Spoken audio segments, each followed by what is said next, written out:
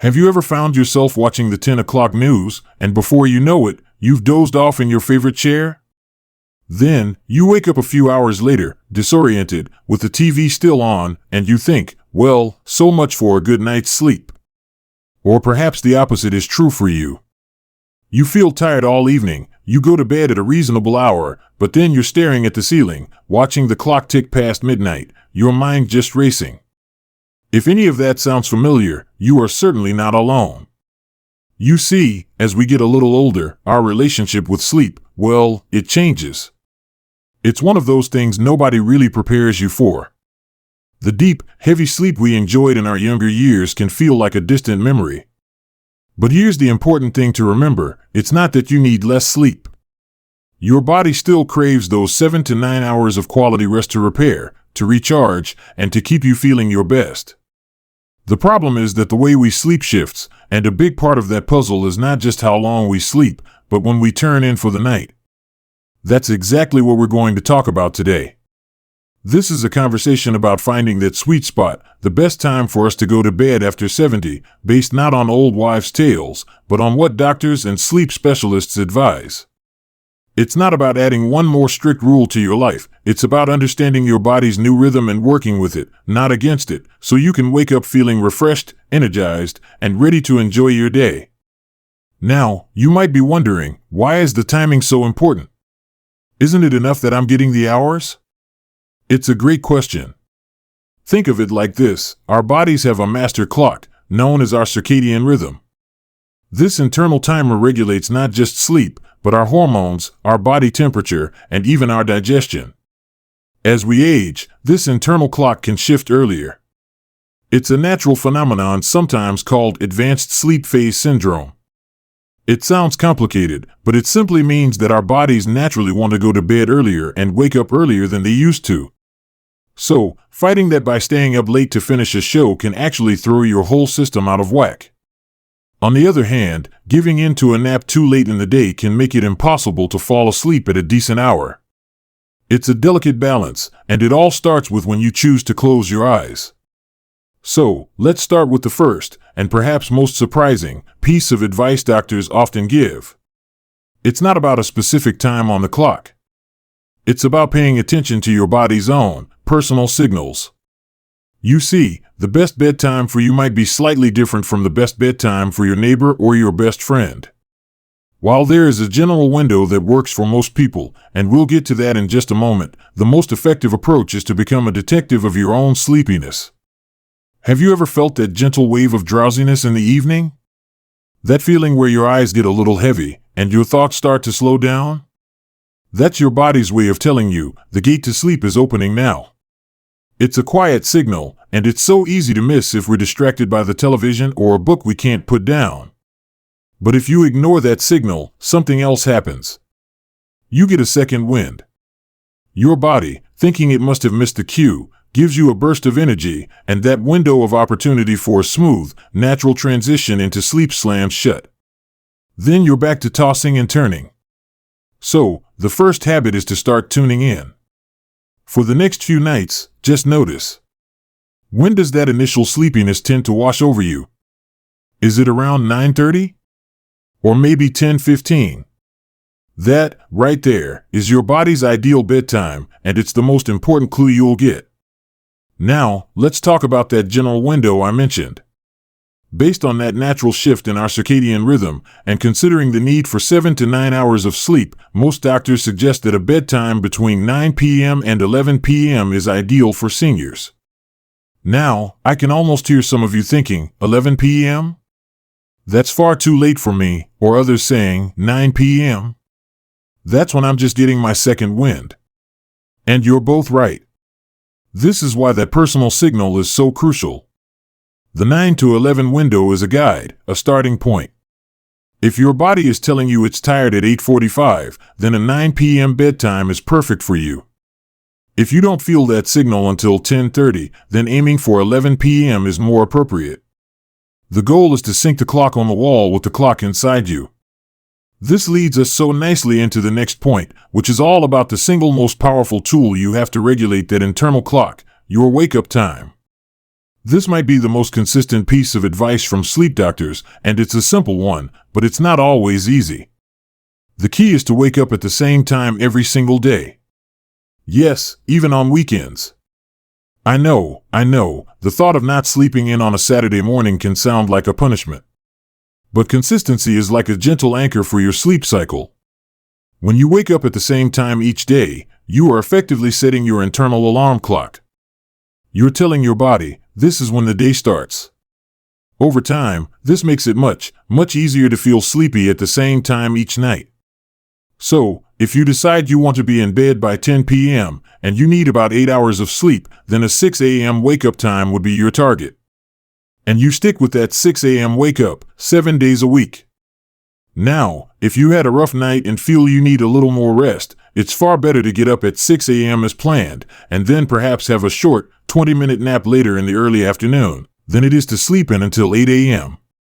Sleeping in throws the whole cycle off and makes it harder to fall asleep the next night, starting a frustrating pattern. It's this beautiful, simple connection between when you wake up and when you fall asleep that truly sets the stage for restful nights. And once you have that foundation, you can start to look at the other pieces of the puzzle that make falling asleep at that ideal time so much easier, like the gentle, winding down routine you create for yourself in the hour before bed. And that's the beautiful thing about this process. It's not about forcing yourself to sleep, but about gently preparing your mind and body for it.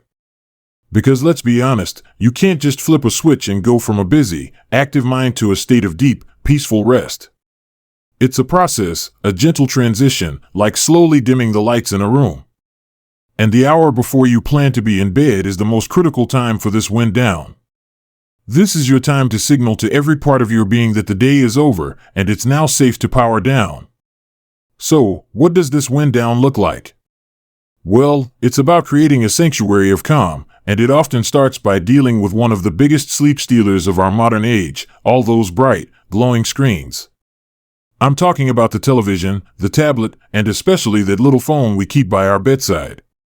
Now, I love a good show or scrolling through photos of the grandkids as much as anyone, but here's what the doctors tell us.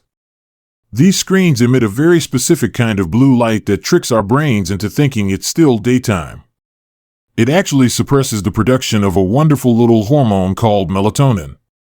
You've probably heard of it. It's the one that tells your body, okay, it's getting dark, time to get sleepy.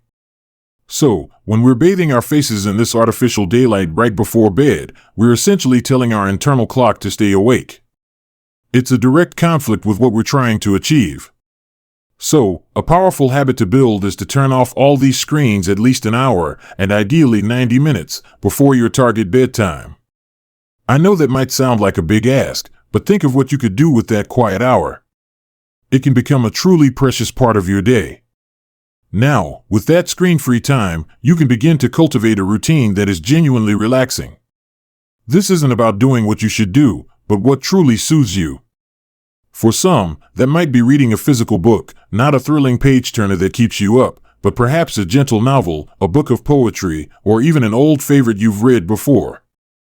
The feel of the paper, the soft light from a lamp, it's a world away from a screen. For others, this might be the time for a little quiet reflection. You could sit in a comfortable chair and just let the day go. Some people find that writing down a few thoughts in a journal, just a sentence or two about what they're grateful for, can ease a worried mind. It's a way of putting the day to bed, so to speak, so your mind doesn't feel the need to keep processing it all night long. And let's not forget the physical body. A simple, calming activity can work wonders. This could be a few minutes of very gentle stretching, not a workout, just enough to release the physical tension of the day. You might enjoy listening to some soft, instrumental music, or perhaps a quiet audiobook with a familiar, comforting narrator. The goal is to engage in activities that are passive, not active.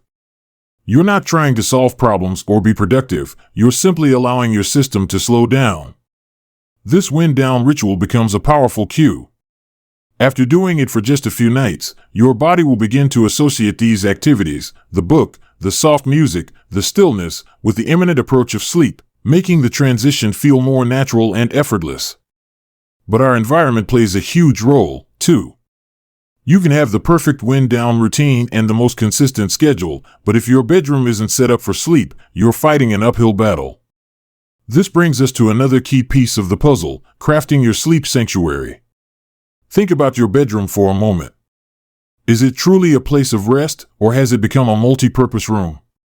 Maybe you watch television in there, or you have a stack of bills on the nightstand, reminding you of tomorrow's tasks.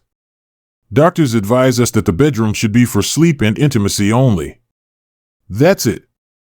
When you step into that room, your brain should get one message and one message only: it's time to shut down.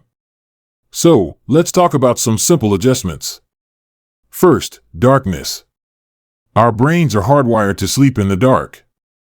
Even small amounts of light from a street lamp, a digital clock, or a charging device can interfere with the quality of your sleep. Think about investing in some blackout curtains. They can make a world of difference. If that's not possible, a simple sleep mask can be incredibly effective. Next, temperature.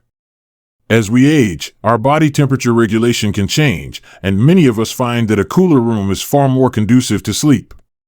Most sleep experts recommend a room temperature between 60 and 67 degrees Fahrenheit. It might feel a bit chilly when you first get into bed, but that's what blankets are for. A drop in core body temperature is a natural signal that tells your body it's time for sleep. And finally, noise. If you're in a noisy neighborhood or have a partner who snores, consider a white noise machine or a simple fan. That consistent, gentle hum can mask a lot of disruptive sounds that might otherwise jolt you awake or keep you from drifting off. By taking control of your sleep environment like this, you're removing obstacles and creating the perfect conditions for your body to do what it naturally wants to do: sleep soundly. Now, all of this, the consistent wake-up time, the screen-free wind down, the perfect bedroom, it sets a wonderful foundation. But there's another part of our day, long before bedtime, that has a profound impact on how we sleep at night. It's about what we put into our bodies and how we move them, and understanding this connection is the final key to unlocking truly restorative rest. And isn't it fascinating how everything is connected? What we do during our waking hours doesn't just stay in the daytime, it follows us right into the bedroom. It's like a shadow. So, while our evening routine sets the stage, the choices we make from the moment we wake up can either build a solid foundation for a good night's rest or quietly undermine it. This is especially true when it comes to two of life's great pleasures: our food and our drink. Let's start with something many of us enjoy: a nice, warm cup of tea or coffee in the evening. Now, I'm not here to tell you to give up your afternoon cup of tea, not at all. But here's what the doctors want us to understand about caffeine. It's a stimulant, and its effects can linger in our systems for much longer than we realize. As we get older, our bodies process things more slowly, and that includes caffeine. A cup of coffee at 3 p.m. might still be having an effect at 9 p.m., quietly interfering with your body's ability to fall into a deep sleep. So, the advice is to create a caffeine curfew. Try to have your last caffeinated coffee, tea, or even soda by early afternoon, around 2 p.m. at the very latest. This gives your body plenty of time to process it before your target bedtime. In the evening, you can switch to wonderful, soothing alternatives like chamomile tea, peppermint tea, or even just a cup of warm water with a slice of lemon. It's a small shift that can make a world of difference in how easily you drift off. And then there's the other end of the spectrum: what happens if you wake up in the middle of the night needing to use the bathroom? This is one of the most common complaints I hear, and it can absolutely shatter a good night's sleep. The solution here often lies in managing our fluid intake in the hours leading up to bed. It's a simple but effective strategy. Try to get most of your hydration in during the earlier part of the day and then start to taper off about 2 to 3 hours before you plan to sleep. This gives your body enough time to process the fluids before you settle in for the night. It's also a good idea to be mindful of alcohol. Now, a glass of wine in the evening might feel like it helps you relax, and it can indeed help you fall asleep faster. But here's the catch: as your body metabolizes that alcohol later in the night, it can cause disruptions, leading to a more fragmented, lighter sleep and often waking you up. So, if you do enjoy a drink, perhaps have it with your evening meal rather than right before bed, and always in moderation. Now, let's talk about one of the most powerful tools we have for promoting good sleep, and it's something we can do during the day: movement. You've probably heard that exercise is good for sleep, and it's absolutely true. Regular, moderate physical activity helps to reduce stress, burn off excess energy, and reinforce our natural circadian rhythm. But the timing is key. Engaging in vigorous exercise too close to bedtime can be overstimulating for some people, raising your body temperature and heart rate when you're trying to wind down. So, the sweet spot is to aim for your more active exercise: a good walk, a swim, a session with light weights, in the morning or earlier afternoon. This leaves the evening for those gentle, wind-down activities we talked about, like stretching. Think of it as giving your body a nice, healthy tiredness from the day's activities, not a jolt of energy right before you want to sleep. So, we've covered a lot of ground together, haven't we? From listening to your body's first sleepiness cues to finding that ideal bedtime window, and the incredible importance of a consistent wake-up time. We talked about creating a peaceful, screen-free wind-down ritual and crafting a bedroom that's a true sanctuary for sleep. And finally, we saw how our daytime choices with caffeine, fluids, and exercise all weave together to create the tapestry of our night's rest. It might seem like a lot to remember, but please, don't feel you have to change everything all at once. That's a surefire way to feel overwhelmed. The real secret, the one that doctors always come back to, is consistency and gentle adjustment. Maybe this week, you just focus on waking up at the same time every day. Once that feels natural, you can try turning off the screens 30 minutes earlier. Small steps, taken one at a time, are what lead to lasting change. Remember, this isn't about achieving perfection. Some nights will be better than others, and that's perfectly normal. The goal is simply to understand your body's new rhythm and to give it the gentle support it needs. You deserve to wake up feeling refreshed and ready to embrace the joy and connection each new day can bring. You have the power to make these small, positive changes that add up to a world of difference in how you feel. I'd love to hear from you in the comments below. What is one small change you're thinking of trying? Or maybe you have a little tip of your own that has helped you get a better night's sleep. Sharing our experiences is how we all learn and grow together. If you found this conversation helpful, please give the video a like. It really does help us reach other wonderful people like you. And don't forget to subscribe to the channel for more honest talks about living our very best lives at every age. Thank you so much for spending this time with me. Until next time, be kind to yourself, and here's to many peaceful nights and joyful, energetic mornings.